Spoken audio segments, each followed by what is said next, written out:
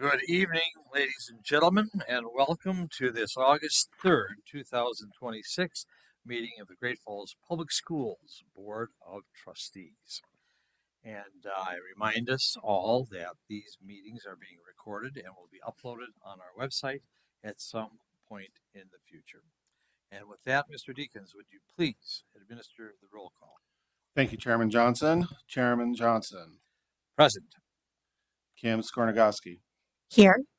Bill Bronson. Here. Craig Duff. Present. Paige Henning. Here. Amy Thompson. Here. Marley Sunchild. Excused. Mr. Chairman, you do have a quorum present to do business this evening.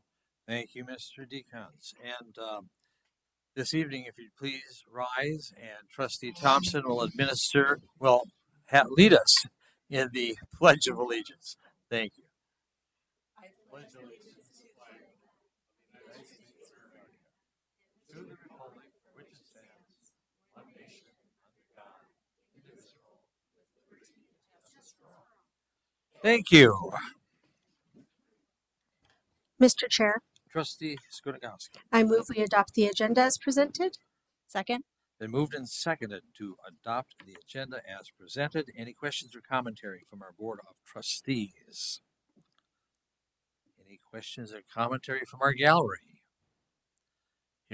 Seeing none, I'll call for the question. All those in favor of adopting the agenda, please signify by saying aye. Aye. Opposed, same sign. We have an agenda from which to work. Thank you. Mr. Chair, Trustee Henning. I move that we approve the consent agenda as presented. Second. Been moved and seconded to approve the consent agenda as presented. Any questions or commentary from our Board of Trustees? Any questions or commentary from our gallery? Quiet group. All those in favor of the motion, please signify by saying aye. Aye. Opposed, same sign. We've approved our consent agenda. Thank you very much. We're moving on to item 6 now, and that's communication and Superintendent's report. Mrs. Hoyer.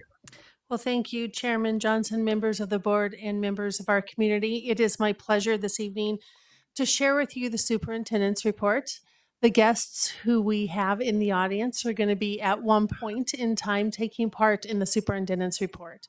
And so before I begin, I wanted to share with you, each of you should have had one of these on your chair or at your chairs when you came in. Just received this today. This is an invitation to the Wiseman Hood Institute and their summer presentations for their summer interns. If you absolutely want to be blown away by some amazing projects, led by some amazing researchers and experienced by some of our students, I encourage you to RSVP and attend this event. It's quite the event. I look forward to it every year. The science teacher in me gets to geek out a little bit. So just as a reminder that we are going to be getting you later in the year when we do our work session on achievement, the summer school data, but we continue to have growth in our students this summer, and so we're very excited. The first thing that I want to review with you is a 3-year strategic plan framework. You have that in front of you. As we started to look, not just here in Great Falls, but across the state at the AA level, at the 3-year strategic plans, we know it's best practice to have an outside set of eyes on the plan framework. However, it made me feel better to find out that this cost analysis came in at the other AAs as well. The cost of having a strategic plan led by someone outside of the district runs anywhere from the upper 20,000s to the lower 40,000s. So incredibly expensive. It is high quality. I'm sure there are wonderful people who do it, but at this point in time, Cabinet visited with me, and we feel like with the assistance of a couple board members, we can achieve a very solid program for our 3-year strategic plan. It's always been done internally in the past, but it's going to have a little bit of a different look. So I wanted to just walk you through what this framework will be, as it's going to be starting here next month in September.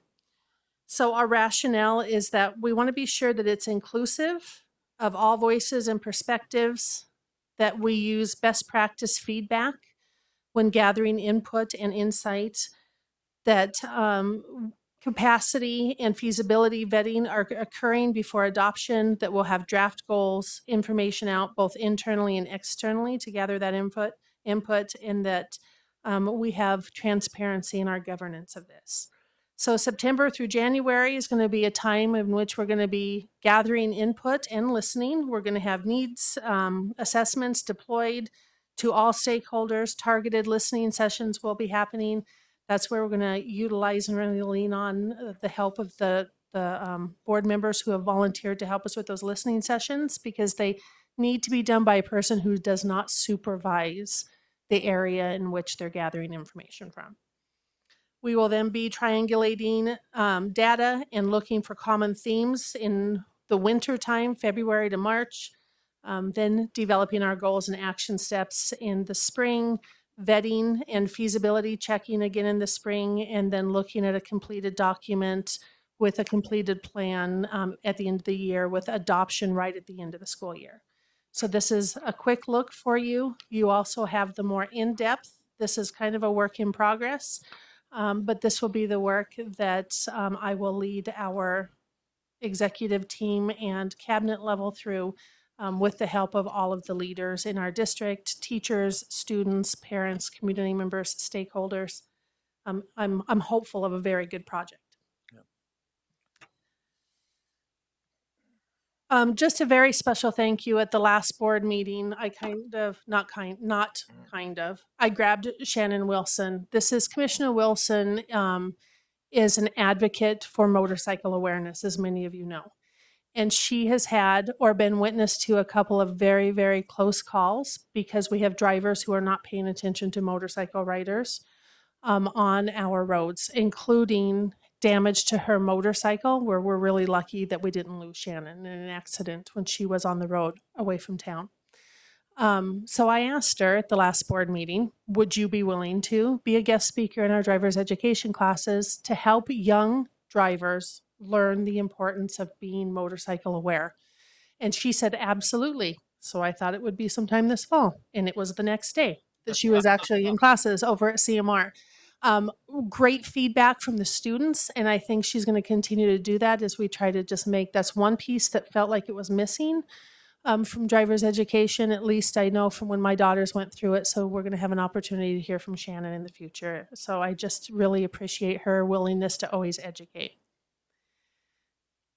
On July 23rd, we had representatives from our administrative team. We had trustees. We had our foundation director up there. And they attended headquarters for a day at the Montana Air National Guard. Trustee Duff was up there as well. We got to participate in state of the organization briefings, executive roundtables with Montana Disaster Emergency Services, Montana Veteran Affairs Division, the Youth Challenge Academy, and Starbase. And then the attendees had an opportunity to ride in the helicopter. I did not. They don't make vomit bags big enough for me in those helicopters. And so, but you can see the smiles, including Principal Martin, who had an opportunity to ride in one of the helicopters. It was a fantastic experience, and as always, thank you to the men and women who serve our country and keep us safe. And so it was wonderful. Did you, Trustee Duff, did you ride? You did ride. Awesome. That's so cool. Project status reports, wrapping up a couple more of our buildings. What I wanted to share is that overwhelmingly, the pride that the individuals who get our schools ready to go for teachers and students, it just floors me every time I'm out. So here with Mountain View, you'll see they have summer cleaning, they have a new swing set, they have classroom setup happening. Jeff Potritz is the engineer. You'll see he's working on the cafeteria up there. He was getting ready for some new equipment coming in. And he had to show me the classroom on the bottom left because he loves the way it shines. He was remembering when he worked at East and how if he got the gym just right, you could see East Middle School reflected back and forth as you looked across the gym. And then as I was walking around, there's Mrs. Walters on a ladder hanging up new curtains already in a decorated classroom because she's so excited about the kids that she's going to have. So it is becoming more and more common, but I was thinking that's mid-July and that's fairly early. And I'm looking at Mrs. Martin and she's like, yeah, a little bit early, but probably not surprising to see our teachers in there. The next one you'll see is Sunnyside. Sunnyside is having some pretty cool things done to it. The two pictures on the bottom, one was taken at the far end of the hall, so you can see all of the classroom materials in the middle of the hall that our guys are working around. And then if you look at the picture on the left, those are the new doors that they're getting put into Sunnyside. So we'll have new secure doors going in. We had new backsplash going in as well. You can see that backsplash along the brick wall on the above part of it. And then the principal over there, Principal Thompson, wanted to give a very special thank you to Victory Church for their support because they painted the playground already and have it ready for the start of school. Great Falls High, we have mechanical units that are being evaluated. I believe we're going to be doing some work this winter on them. The scoreboard, of course, is the big project that's happening over there. I'm looking over at Mr. Boyd because it has been nonstop. We kind of jokingly said, looks like there's a couple of places to put people who aren't getting their work done right there.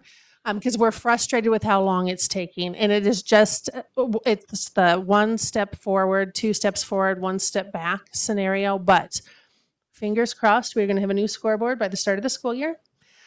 We have a lot going. We had to put pillars in, a lot of support. Then we realized we read the specs wrong. So we had to rerun some electrical to it because it takes a little bit more power than what we thought it did, but we're getting it all done. Fantastic things happening over there, and it'll be ready for the fall sports season to welcome our families to that venue. Sacagawea Elementary, they got new door handles on. That really was just a process of cleaning. So I was seeing lots of carpet cleaning, lots of polishing happening as they were getting ready for students to come in. So just general maintenance at Sacagawea this summer. This is North Middle School, and North Middle School is all about safety. It is fire alarms. You can see that's a picture of the ceiling where the tiles are removed on the lower right hand there, the fire alarm work that's being routed through up there. We have floor tile work that is being done. Those are the science classrooms that you can see as well that are kind of kitty corner from each other, as well as some new walls that were put up. Those used to be the collapsible walls, and they've lost their life to keep the two classrooms separated. So we have some new walls that were put up. But if you walk into the Grizzly Den, you will notice that's the large entrance space that welcomes all visitors into North Middle School. So Trustee Duff, it'll something you'll probably be seeing soon, but they have new carpeting and it's absolutely beautiful. And so some really nice work happening over there at North Middle School this summer. And then Riverview Elementary. Riverview Elementary was having new bathroom urinals put in, and then the traditional summer cleaning. If you take a look, you will see in a lot of our schools the rolls of carpeting, and that's right outside their main office. Carpeting, after they get done cleaning and polishing the floors, they'll put carpeting down. And it just helps maintain a sense of solid footing for the little kids. So when we do have wet feet coming in and out, or if you have dusty shoes coming in and out and you hit a highly polished floor, we all know what happens to little kids and to adults. So we put a lot of carpeting in that will allow us just to secure the footing afterwards. And so the guys were getting ready to roll it all out. They had an open house for their kindergarten last week. So they were hoping to get it all done. And then the last one that I wanted to share with you is Lincoln. So as an update for you with Lincoln, the trees out front were replanted. Floors were sanded. So you'll see the picture on the lower right-hand corner. That's one of the classrooms that we were able to completely or needed to completely gut and remove all of the loose items in it. As a result, we were able to sand those floors all the way down to the original floors and refinish them. And then room number 1 also got some new tile in it. That's the middle upper picture. So I was just able to stand back. They didn't want us walking on it because they were afraid that we would be pulling up the tiles. They needed more time to set with the adhesive that they had. But there's also a new drop ceiling with new recessed lighting in the hallway that is absolutely beautiful in that section. So if you take a look at the red arrow, The picture on the top is the view looking down towards where I would consider our little learners at. The arrow then is down to a view looking up to where our big learners at. Those are the classes that we had to evacuate and get out of Lewis and Clark Elementary. And I made the joke that my goal is to get nice drop down ceilings with the recessed lighting without losing a roof in that building in the future. So both hallways match, but a lot of wonderful work happening at Lincoln. So we have, my data for the day is on good apples. And over the last year, we gave out 116 good apples. But we have a very, very special good apple this evening. And I have Principal Martin here with her 2 children, but her husband is here. And normally the accolades in the family are going to Principal Martin and her oldest daughter, by the way, who is a heck of a trivia buff, who I don't think she single-handedly beat Mr. Boyd and myself, but she gave us a, yeah, she did. Okay, she did.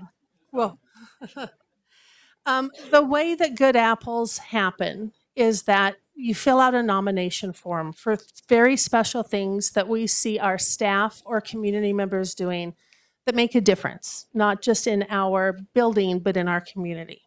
And there's a link there. You can go to the home Great Falls Public Schools, then to departments, human resources, and good apple recipients. You can see all of the people. But this evening, we have Mr. Mike Martin with us. And I want to read his good apple as a community member that he earned. And this is from a while ago. So you approved this in May. On Monday, May 11th, Mike Martin went above and beyond to respond to a late afternoon bus accident on 10th Avenue South. Mike was driving on 10th Avenue South when the school bus near him collided with a vehicle in front of it. Once the vehicle stopped, Mike also stopped, boarded the bus, and supported in accessing emergency help. Mike reassured students and contacted school administration. Mr. Martin's care and concern for students, our schools, and our community are apparent through his actions on this day. His time and effort as a concerned citizen did not go unnoticed and are much appreciated. Thank you, Mike, for taking time to stop and help others in their time of need. And I believe as we checked into it, our bus driver was having a medical emergency, and Mr. Martin calmed the waters, calmed the kids, got the medical help to who needed it, and was able to be sure that everybody was taken care of. So for that, Mr. Martin, I'd like to invite you up to shake the hands of the board, and I have your good apple, sir.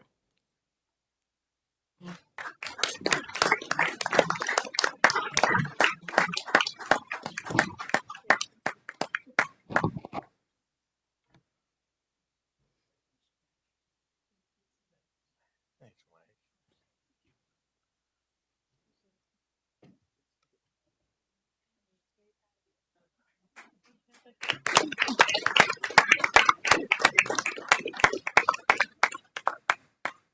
So taking care of our community. Thank you so much. My very last slide, because it has to be my last slide, because I don't think I can top the information that this young lady has, is I'm going to yield the remainder of my time to a CMR junior, Lily Raslich. She had the opportunity this summer to spend time at Harvard, and she and her family want to give a very special thank you to Mr. Hibberts, to Mr. Gregar, and to Mr. Cowett for growing her love of science. But as you can tell, she's quickly outgrowing Great Falls Public Schools. So with that, I'm going to have her fill us in about Harvard.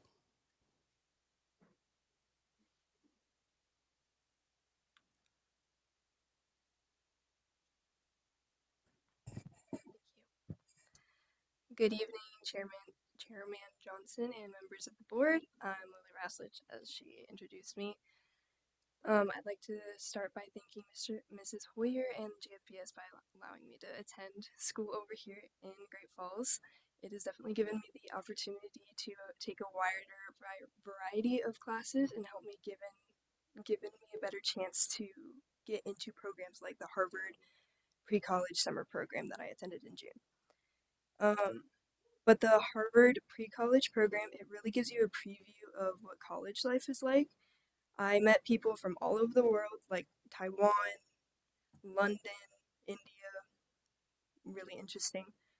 And you really get to explore the campus, you get to go on trips, social get-togethers, and like extra little get classes that you can like figure out what you want to do with your academic life. And more importantly, I was able to take the Neurobiology of Motivation and Introduction to Behavioral Neuroscience class.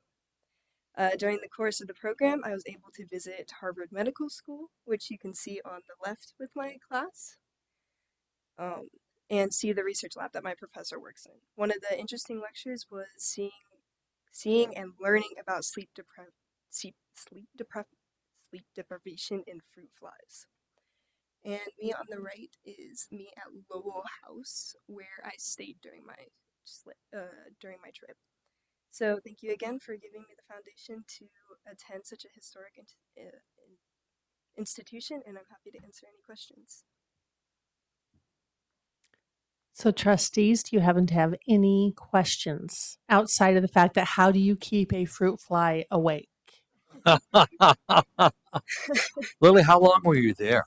I was there for 2 weeks. 2 from weeks. Sunday the 21st in June. It ended a little early because of the 4th, but I was there until the 2nd. And I'm guessing it was pretty intensive each day. It was a 3-hour course each day. Yeah.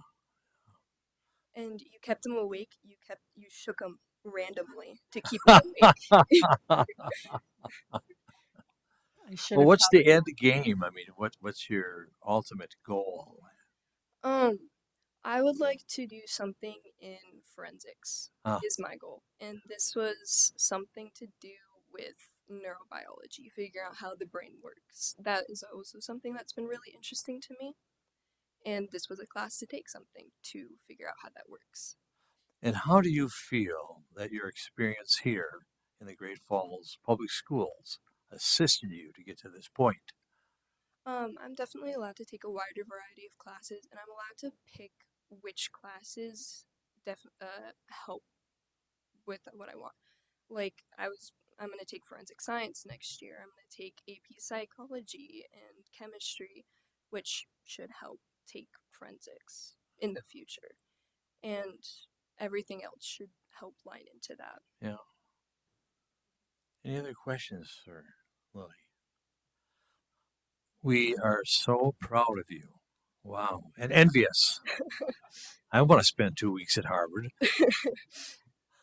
Although I don't think I'd understand much in those 3-hour seminars, but it appears that you did. So, very good. Thanks for coming and sharing your experience with us.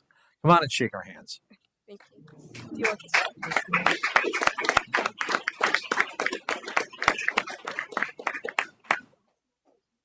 Thanks for sharing.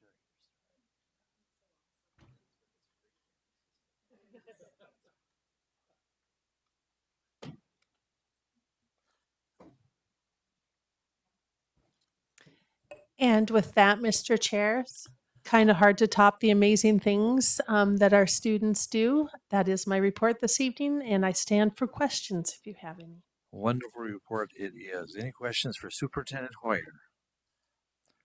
None? Okay, thank you very much. Communication B is audience communication. We've had no request to speak before this Board of Trustees this evening, so we're going to move on to action items. Action item A, second reading of the new Family and Consumer Service textbook. Mr. Boyd.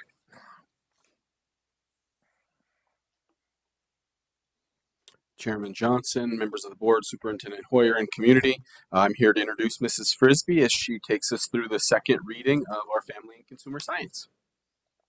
Welcome, Mrs. Frisbee. Hello, Chairman Johnson, Superintendent Hoyer, trustees, and our community. Today, I bring you the second read of our Family and Consumer Science textbook, Child Development, Early Stages Through Adolescence.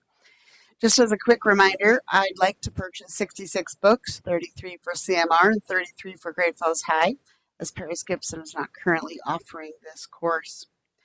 The cost to purchase the 66 books, along with digital resources for teachers on a 6-year plan, is $8,244.28. As of this afternoon, I've had no one reach out to view or make comment on the chosen textbook. So at this point, I request approval for the 66 books from Goodhart Wilcox, Child Development, Early Stages through Adolescence, 10th edition, for a total of $8,244.28. Thank you. Mr. Chair, Trustee Henning, I move that we approve the new Goodhart Wilcox Child Development Early Stages through Adolescence 10th edition textbooks in the amount of $8,244.28 for GFPS Schools Family and Consumer Science Department as presented. Second. been moved and seconded to approve the purchase of textbooks as described by Mrs. Frisbee. Any questions or commentary from our Board of Trustees? Any questions or commentary from our remaining gallery? Hearing and seeing none, I'll call for the question. All those in favor of the motion, please signify by saying aye. Aye. Opposed, same sign. Motion carries. Thank you for your good work on this. Thank you. Action item B, Loy Elementary Gym Area Earthquake Repair. Mr. Deacons. Thank you, Chairman Johnson, members of the board, Superintendent Hoyer, and members of our community. Tonight, I get to talk to you about something that happened quite some time ago, but it's still qualifying underneath those emergency repairs. Sometimes when there's an act of God, it takes a little bit of studying to go through the process to really understand what's happened and what needs to be done. That being said, I want to assure you, during this time, we have made sure that the building was safe for students to be in the entire time. But now that we know what's happened, I'm going to walk you through that process and what the recommendations are. So from the time that we had the first earthquake back in January of about a 4.2 on the Richter scale, we've been working closely with Tony down at CTA and trying to figure out what caused some of the building movement that we could see in the ceiling, specifically confined to the gym area. If you've been in Loy, you know, as you come in the doors, the gym is sort of off to the left, and there's another hallway that goes there. So it'd be all the way from that hallway to the back side of the gym. What they were able to see is some definite cracks within the ceiling, and then one particular crack on the exterior wall of the gym was above one of our windows. That crack was already there in some fashion prior to the earthquake, but it definitely opened up a larger area throughout the earthquake time. So once we were able to gather that initial data, we had to do some soil testing, some ground movement, and see what the cause may have been. Kind of taking from what Tony has said, a lot of the damage that was caused there is because of the height of the walls of the gym. The taller they are, the easier longitudinally they are to move. And what happens is there are big concrete trusses on the top of that roof that have moved from their position that they started in. They've moved and tweaked a little bit, which has caused the cracking that we see and now needs to definitely be repaired. This does fall in the district's eyes, and we have worked with legal on this, that it is an unforeseen emergency caused by earthquakes. Like I said to start out, it's just something that it takes a little bit of time to study before you can have a plan to put it into repair. Immediately after those, they continued to monitor and watch what was happening across the building. It was evident that those structural supports and those tie points in the ceiling had shifted. It's hard to say how much they've shifted because that ceiling is covered. And if you've been in there before, you can sort of see from beam to beam, it has a little peak in between each one.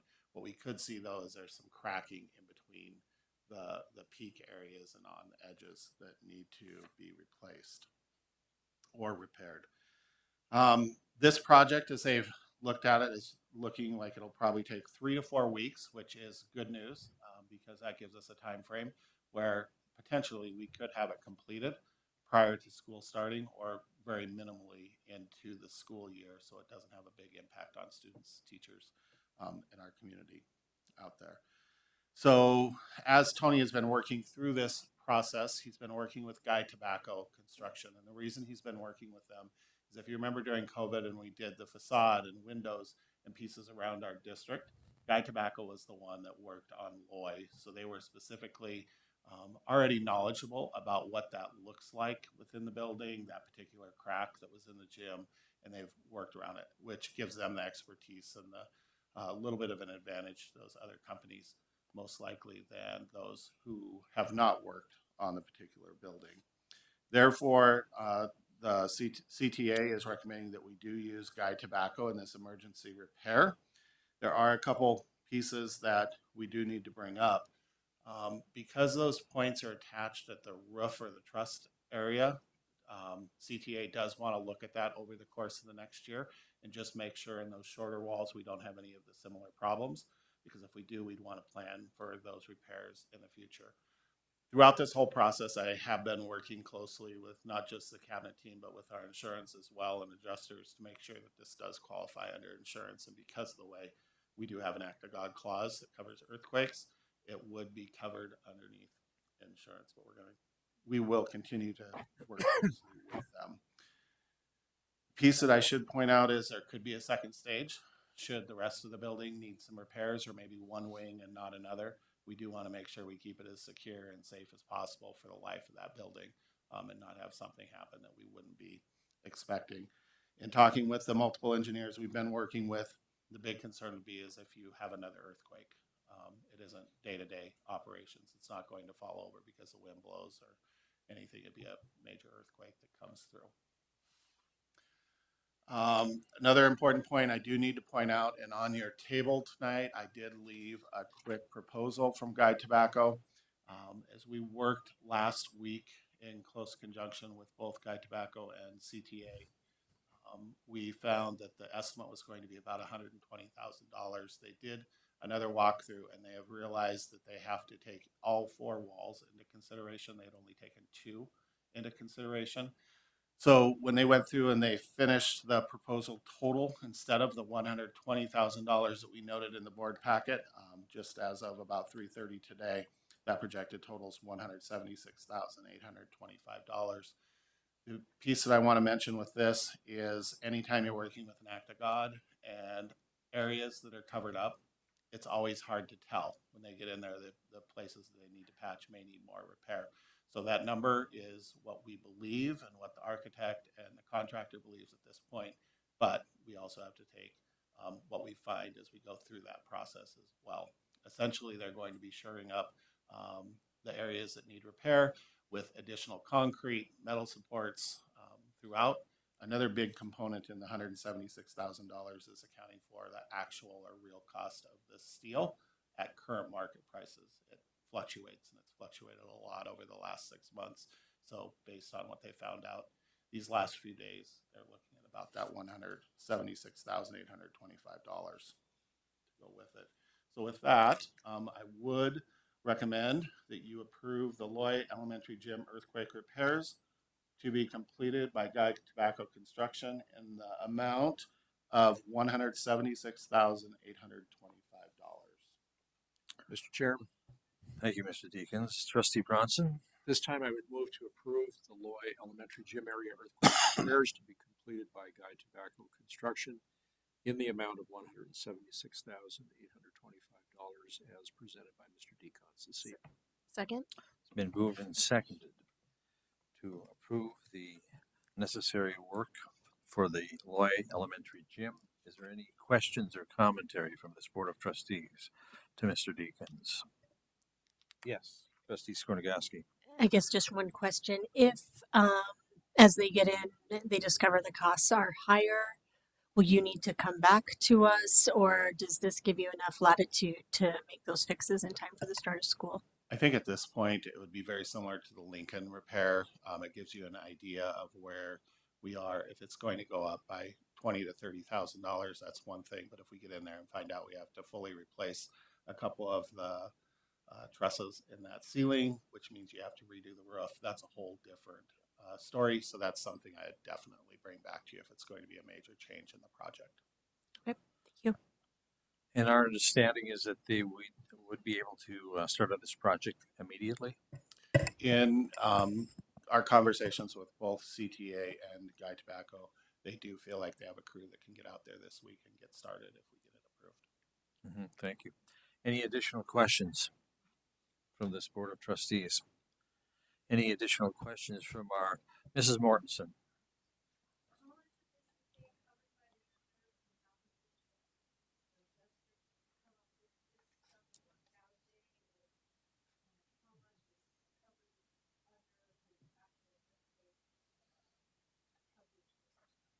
So we do, we've been working with the adjusters since this happened in the insurance company. Right now, 100% of this is being covered by insurance. Our insurance that we run through also has a secondary insurance through Lloyd's of London. If it would go over, I believe it's $400,000. I'd have to review that to be certain. So then we have additional coverage there as well. There is a $5,000 deductible. Thank you. Any additional questions? If not, I'll call for the motion. All those in favor of the motion, please signify by saying aye. Aye. Aye. Opposed, same sign. Motion carries. Thank you, Mr. Deacons, for your work on this. Action item C, second reading of board policies 1401, 2151, and 5324. Mrs. Hoyer. Thank you, Chairman Johnson, members of the board, and members of our community. Before you, you had 3 policies that we reviewed at our last board meeting in our first reading through our reports. Policy 1401, language changes, is recommended by the School Boards Association and the committee. 1401 is records available to the public. Then policy 2151, once again, language changes recommended by MTSBA and the committee. Those are on interscholastic activities. And then finally, policy 5324. This is a new policy. It is recommended by the School Boards Association, the committee. This is the one where I have 1 input, and thank you to Mr. Tom Cubbage for catching that we forgot to cross-reference policy 5321, which is leaves of absence. And so we just forgot that notation on the bottom. And so with that, my recommendation for this second reading is that we approve 1401 and 2151 as written, and then policy 5324, understanding that the cross-reference has to be placed in there to the policy that it feeds into. Thank you. Thank you. Mr. Chair, Trustee Henning. I move that we approve board policies 1401, 2151, and 5324 with the notation that Superintendent Hoyer mentioned as presented. Second. Been moved and seconded to approve the policies before us. Any questions or commentary from our Board of Trustees? Any questions or commentary from our public? Hearing, seeing none, I'll call for the question. All those in favor of the motion, please signify by saying aye. Aye. Opposed, same sign. Motion carries. Thank you very much, Mrs. Hoyer, and thank you very much, Policy Committee. Moving on to 8, action other. Nothing was pulled from the consent agenda, so we can move on to Roman 9, which is reports, discussion, and policies. Mr. Duff, would you please kick us off? Sure. Not a lot for the summer break here. We did have a delightful presentation before this. I was able to sit down from the HOSA group that went to Ghana. And that was pretty informative and very interesting. I wish I had more time to talk with them about it. I'm sure they have lots of interesting stories. But that was good and good for them. And that's about all I got. Thank you very much. Trustee Skodogoski.